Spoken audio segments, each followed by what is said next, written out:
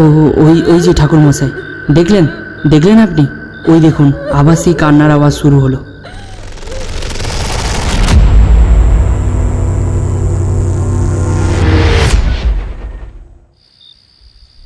ওই অদৃশ্য কান্নাটি বেশ কিছুক্ষণ চলার পর থেমে গেল। তন্ময়বাবুর মুখে জিজ্ঞাসু ভাব। আমি শান্ত গলায় বললাম, চলুন তন্ময়বাবু, বাড়ির ভেতরে যাওয়া যাক। আর আপনার ওই হ্যারিকেনটা একটু নিয়ে নিন তো, বাড়িটা একটু ঘুরে দেখতে চাই।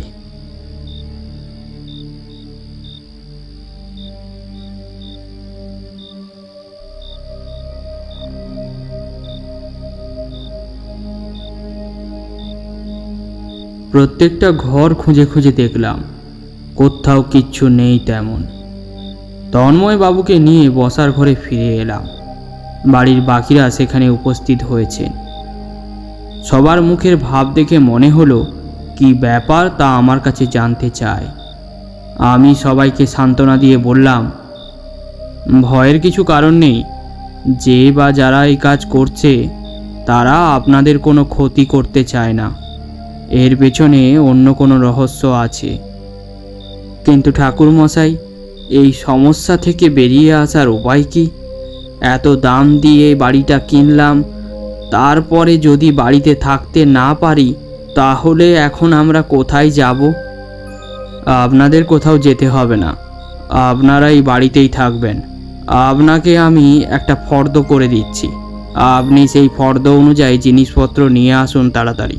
কাল রাত্রে আমি একটা যজ্ঞ করতে চাই। আজ্ঞে ঠাকুর মশাই, আপনি যেমন বলবেন তেমনটাই করব।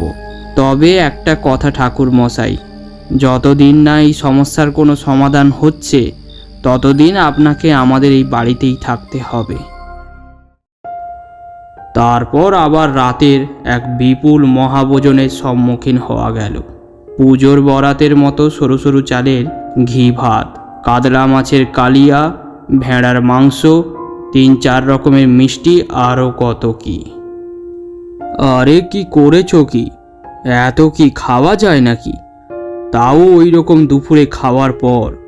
এই কে আছে, তুলে নাও, এর তো আমি অর্ধেকেরও বেশি খেতে পারবো না।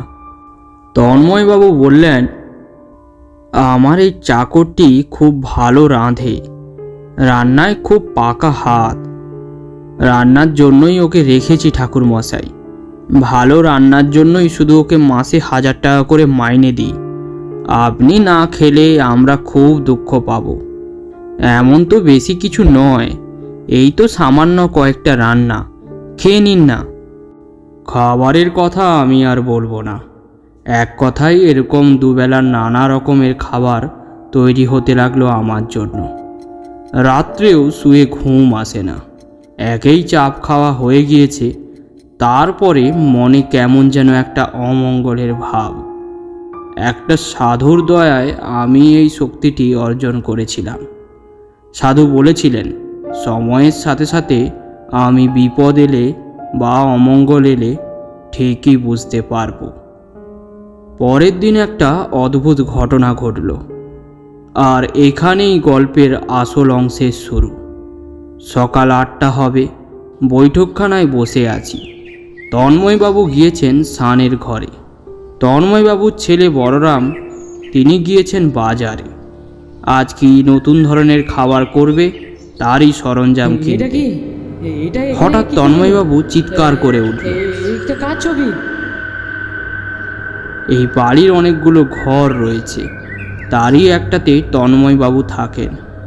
আমি দৌড়ে তার ঘরে গিয়ে পৌঁছলাম। আমার পেছনে পেছনে তন্ময়বাবুর স্ত্রী এবং তার বৌমা এসে দাঁড়ালো। আরে কি হয়েছে? কি দেখে আপনি এত চিৎকার করলেন? তন্ময়বাবুর মুখ দেখে সম্পূর্ণ বোঝা যাচ্ছে যে সে এমন কিছু দেখেছে যার জন্য তার মুখ থেকে কথা বেরোচ্ছে না। ভয়ে বেচারি ঠকঠক করে কাঁপছেন। তাকে আরও একবার জিজ্ঞাসা করতে অতি কষ্টে সে বলল, ঠাকুর মশাই, ওই দিকে ভালো করে তাকান, দেখুন তো কিছু দেখতে পাচ্ছেন কিনা। সে ঘরের এক কোণের দিকে আঙুল তুলে দেখালো। ঘরের জিনিসপত্র থাকায় আমাদের চোখ ওদিকে যায়নি। সুন্দর বাঁধানো এক ঝকঝকে দেওয়ালে কি দেখাচ্ছে তন্ময়বাবু? তারপর দেখতে পেলাম জিনিসটাকে। দেওয়ালের এক বিশেষ কোণের দিকে একটা আবছা মুখ ফুটে উঠেছে। ঠিক পুরো মুখ নয়, মুখের আদল মাত্র। বোঝার চেষ্টা করলে বোঝা যায় ওটা একটা স্ত্রীলোকের মুখ, কারণ লম্বা চুলের আভাস দেখা যাচ্ছে। কিন্তু সেই মুখ মোটেই সুন্দর নয়।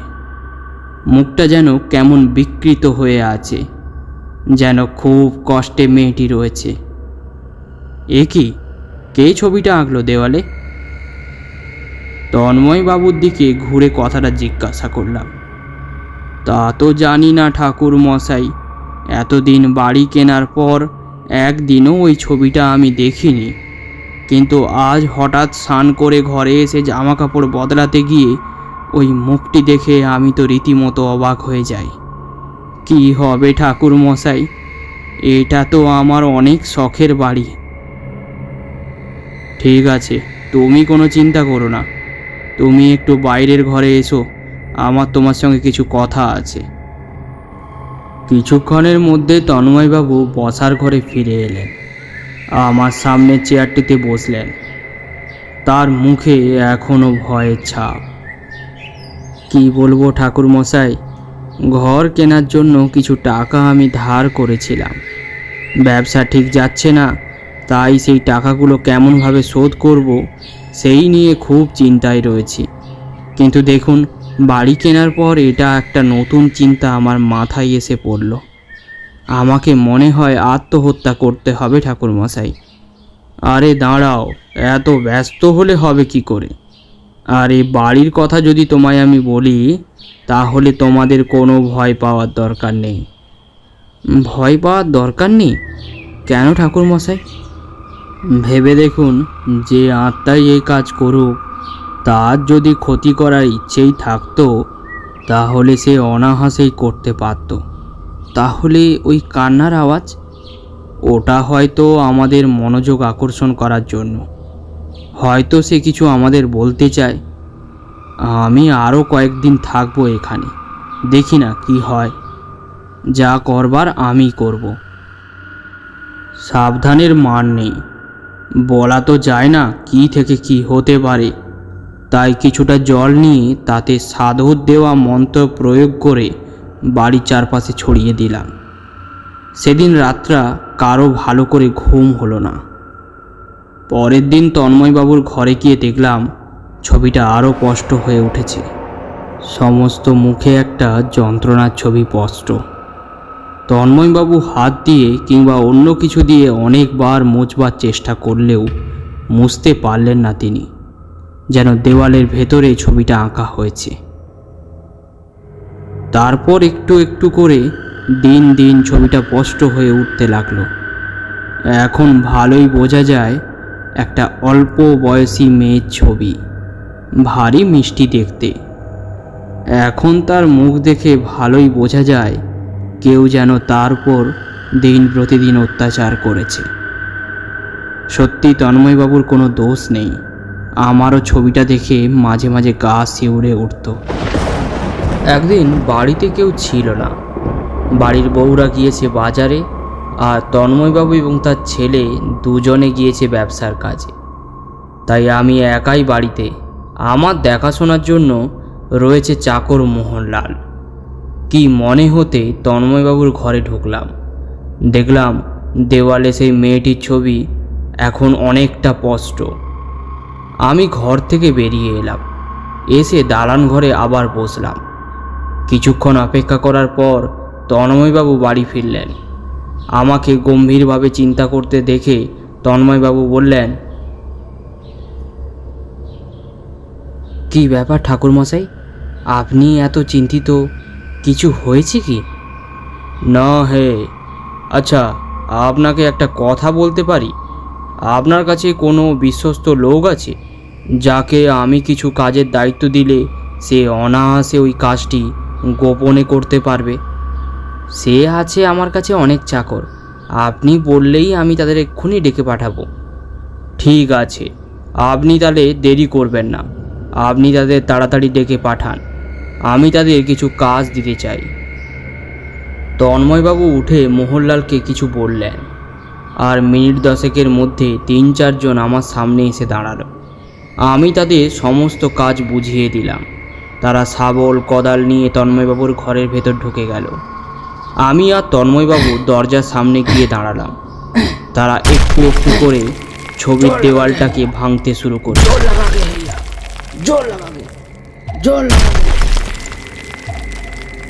কিছুক্ষণ ধরে দেওয়ালটা খোঁড়ার পর আস্তে আস্তে একটা কঙ্কাল বেরিয়ে এলো। আমরা সবাই আঁতকে উঠলাম। সাবধানে কঙ্কালটাকে বের করে আনতে গিয়ে কঙ্কালটা ভেঙে গিয়ে টুকরো টুকরো হয়ে গেল।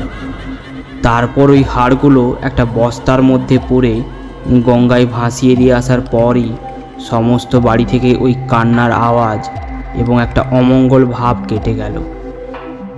নিন তন্ময়বাবু, আপনার আর কোনো সমস্যা নেই, আপনার বাড়ি এখন সম্পূর্ণ অমঙ্গল মুক্ত। আসলে সেকালকার দিনে জমিদার কেমন হতো আপনি তো জানেন। কাকে মেরে দেওয়ালে পুঁতে রেখেছে কে জানে, হতে পারে বাড়ির বউ, না হলে গ্রামের কোনো মেয়ে। বাড়িতে আগে যারা এখানে ছিল তারা জমিদার বংশেরই হবে, তাই হয়তো তারা কান্নার আওয়াজ শুনতে পেত না, তাই বাড়ি বিক্রি করার সময় আপনাকে সব কিছু জানায়নি তারা। এরপর যখন আপনি এই বাড়িটি কিনলেন তখনই ওই মেয়েটি আপনার হাতে মুক্তি পেতে চায়, এই জন্যই সে কান্নার আওয়াজের মধ্য দিয়ে আপনাদের আকর্ষণ করতে চাইতো। কিন্তু আজ তার আত্মা মুক্ত, আর কোনো ভয় নেই।